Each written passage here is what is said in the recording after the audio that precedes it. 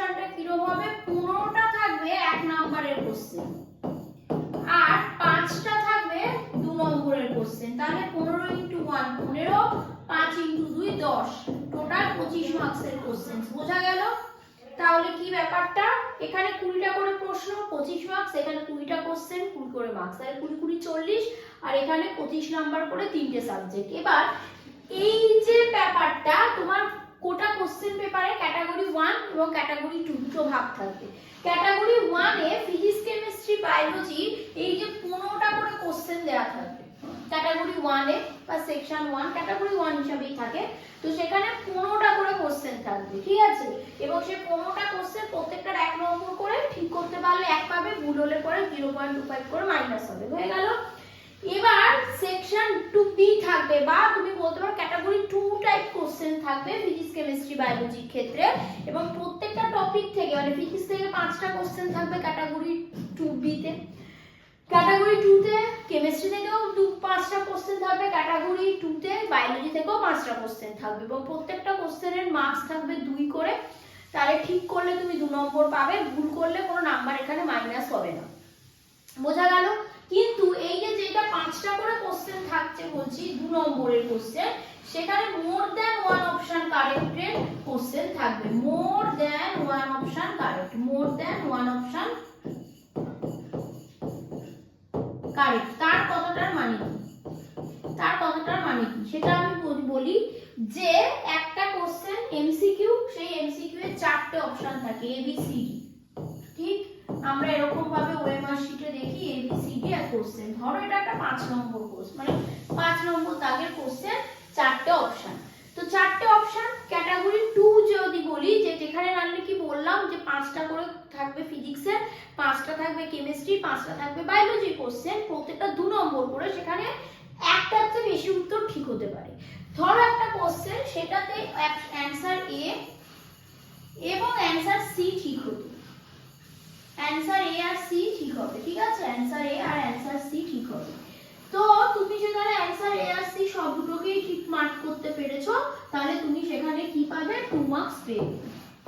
এইবার অ্যানসারটা ধরো হতো, এবার ধরো 6 নম্বর একটা কোশ্চেন, সেখানেও 4টে অপশন, সেখানে অ্যানসার হতো এ,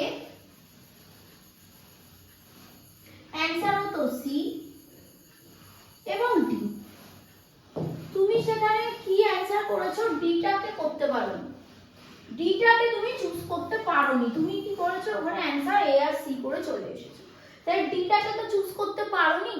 তো তাহলে কি হয়েছে না, 2 নম্বরের কোশ্চেন 3টে অপশন ঠিক হতো, তুমি দুটো চুজ করতে পেরেছো, তাহলে আউট অফ 3 3টে অপশন ঠিক হতো, দুটোকে তুমি চুজ করতে পেরেছো, তাহলে আউট অফ 3 তুমি দুটো চুজ করতে পেরেছো। কত নম্বরের কোশ্চেন, 4/3 মার্কস তুমি ওই কোশ্চেনটার জন্য পাবে। বোঝা গেল? 3টে অপশন ঠিক হতো, দুটো ঠিক করেছো, কত মার্কসের কোশ্চেন ইনটু 2 করে যে মার্কসটা ফ্র্যাকশনে আসবে, তুমি সেই নাম্বারটা পাবে। এবার ধরো 7 নম্বর কোশ্চেনটাতে অ্যানসার হতো এ সি আর ডি, এটা ঠিক অ্যানসার হতো। তুমি কি করেছো, ডিটাকে চুজ করনি, তুমি ভুল করে এ বি সি অ্যানসার করে এসেছো, তাহলে এইটা তো ভুল অপশন, এইটা তো অ্যানসার নয়, তুমি ভুল চুজ করেছো, তাই জন্য কিন্তু এই দুটো ঠিক চুজ করেছিলে, অ্যানসার হতো এ সি ডি, তুমি ঠিক অ্যানসার করে এসেছো এ বি সি।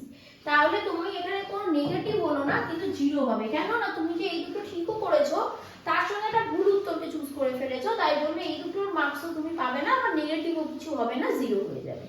বোঝা গেল? তাহলে এইটা হচ্ছে সেকশন 2 বা ক্যাটাগরি 2 যে পার্টটা থাকবে, যে জেনপাস ইউজি পেপার 1 এর एग्जाम দাও বা পেপার 2 এর एग्जाम দাও, আমি পেপার 1 জেনপাস ইউজি দুটো হয়, একটা হচ্ছে নার্সিং প্যারামেডিক্যাল, আর একটা হচ্ছে তোমার পেপার 2 যেটা বিএইচএ ব্যাচেলর অফ হসপিটাল অ্যাডমিনিস্ট্রেশনের জন্য। আমি এখানে পেপার 1 এর সিলেবাস বলছি, এবং एग्जाम প্যাটার্নটা পেপার 1 পেপার 2 দুটোর জন্যই সেম। পেপার 1 এর তোমার যাদের পিওর সায়েন্স ছিল, মানে যারা ফিজিক্স কেমিস্ট্রি বায়োলজি এই কম্বিনেশনে এইচএস পাস করে শুধুমাত্র তারাই দিতে পারবে, পেপার 2টা সবাই দিতে পারবে, মানে সায়েন্স আর্টস কমার্স যে কোনো স্ট্রিমের ছেলেমেয়েরা দিতে পারবে। তো পেপার 2টা শুধু বিএইচএ দের জন্য, যারা বিএইচএ পড়তে চাও, আর পেপার 1 হচ্ছে নার্সিং এবং প্যারামেডিক্যালের জন্য। তো পেপার 1 এর সাবজেক্ট হচ্ছে এটা physics, chemistry, biology, logical reasoning এবং ইংলিশ। লজিক্যাল রিজনিং এবং ইংলিশের ক্ষেত্রে কিন্তু ক্যাটাগরি 2 এর কোনো ব্যাপার নেই, ক্যাটাগরি 1 এই 20টা করে কোশ্চেন থাকবে, ঠিক হলে 1 নম্বর পাবে, ভুল হলে 0.25 করে মাইনাস। কিন্তু ফিজিক্স, কেমিস্ট্রি, বায়োলজির ক্ষেত্রে এরকম দুটো ক্যাটাগরিতে ভাগ থাকবে। ক্যাটাগরি 1 এ 4টে অপশন, যে কোনো একটাই ঠিক হবে, ঠিক হলে না 1 নম্বর পাবে, ভুল হলে 0.25 মাইনাস। কিন্তু ক্যাটাগরি 2 এ যে 5টা করে কোশ্চেন ফিজিক্স, কেমিস্ট্রি এবং বায়োলজিতে মোট 15টা থাকবে, সেখানে রুলস এবং রেগুলেশনটা হচ্ছে এটা। আশা করি বোঝা গেছে তোমাদের ব্যাপারটা। তো এবার এটা খুব ভালো করে মাথায় রাখবে যে অল্প কিছু পয়েন্ট নাম্বারের আর হেরফেরে আগে পরের জন্য কিন্তু কেউ এবছর সিলেক্টেড হবে, কেউ এবছর সিলেক্টেড হবে না। তো খুব ভালো করে মাথায় রাখবে। এবং ক্যাটাগরি 1 এর ক্ষেত্রে আমি বলবো অ্যান্সার করার সময় যেটা জানো করো, নেগেটিভ যাতে না হয় খুব ভালো করে মাথায় রেখে নেগেটিভ মার্কিংকে এড়ানোর চেষ্টা করে শিওর ভাবে অ্যান্সার করবে, যতটা পারবে শিওর ভাবে অ্যান্সার করবে।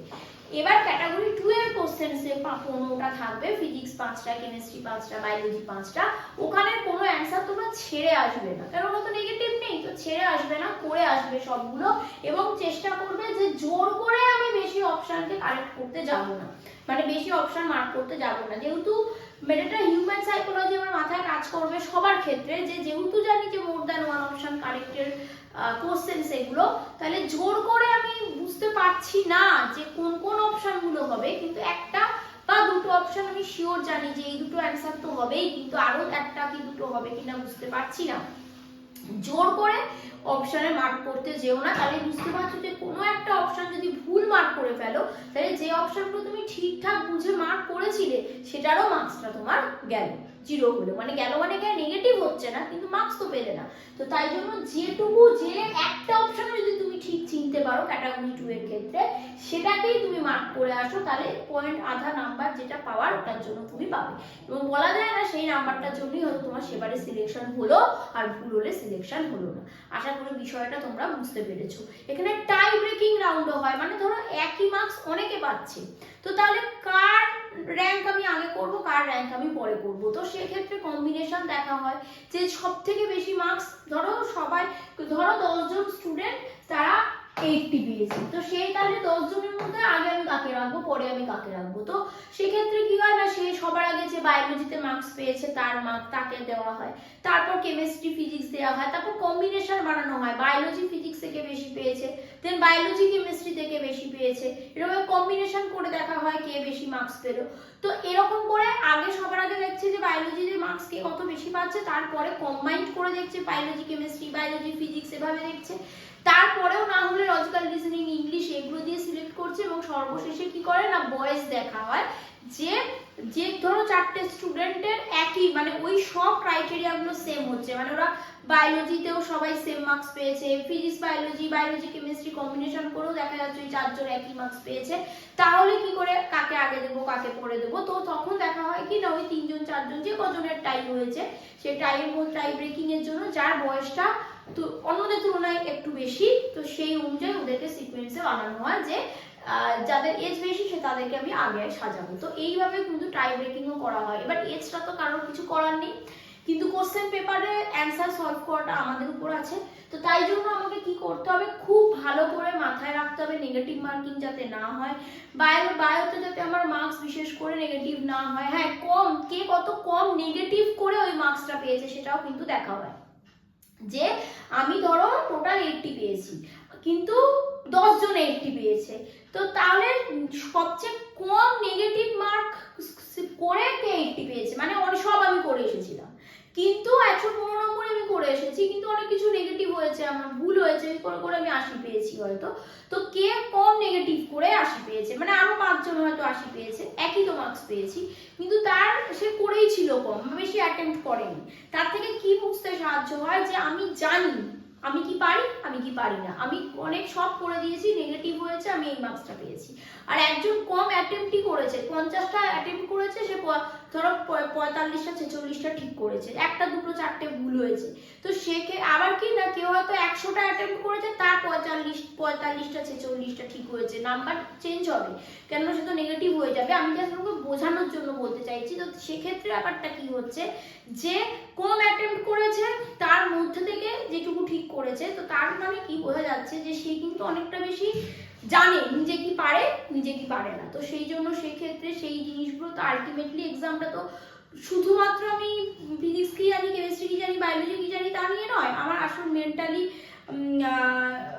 পরিস্থিতিটা কি, আমি কিভাবে ডিসিশন নিতে পারি কিনা, বিভিন্ন রকম জিনিসও দেখা হয়। তো সেই জিনিসগুলো কিন্তু মাথায় রেখে আলটিমেটলি তোমাদের সিলেকশন লিস্ট বানানো হবে। তো তোমরা খেয়াল রাখবে সবার আগে ভালো করে প্রিপারেশন নাও, যাতে সাবজেক্টের কোনো ডাউটস কিছু না থাকে, কনসেপ্ট ক্লিয়ার থাকে, এবং অবশ্যই প্রচুর প্রচুর প্রচুর প্র্যাকটিস করতে হবে, প্রচুর এমসিকিউ প্র্যাকটিস করতে হবে। 1.5 ঘন্টা সময়ের এটা পরীক্ষা, এবং 1.5 ঘন্টা সময় বার করে 1.5 ঘন্টা ধরে প্রপার পুরো total question paper mock test দিতে থাকো, তাহলে তোমাদের স্পিডও বাড়বে, নেগেটিভ হওয়ার প্রবণতা কমবে, কনফিডেন্স আসবে। আশা করি বোঝা গেছে। জেনপাস ইউজির এক্সামেরও কিন্তু প্রিপারেশন কোর্স মানে ক্র্যাশ কোর্স হচ্ছে। কারোর যদি মনে হয় তোমাদের ক্র্যাশ কোর্সের দরকার, মক টেস্ট জয়েন করা দরকার, ডাউট আছে, সেই ডাউটগুলো কিছু কিছু চ্যাপ্টারের প্রবলেম, সেগুলো একবার ডিসকাশন হওয়া দরকার, এরকম ক্লাস দরকার, তো তাহলে তোমরা কিন্তু অবশ্যই শর্ট পিরিয়ড টাইমের যে ক্র্যাশ কোর্সের ক্লাস তোমরা জয়েন করতে পারো। যদি জয়েন করতে চাও, স্ক্রিনে যে নাম্বারটা যাচ্ছে এই নাম্বারে হোয়াটসঅ্যাপে মেসেজ করবে। ক্লাস জয়েনিং কোনো রিকোয়ারমেন্ট যদি জানতে চাও সেটা অবশ্যই মেসেজ করে রাখবে, তুমি রিপ্লাই পাবে।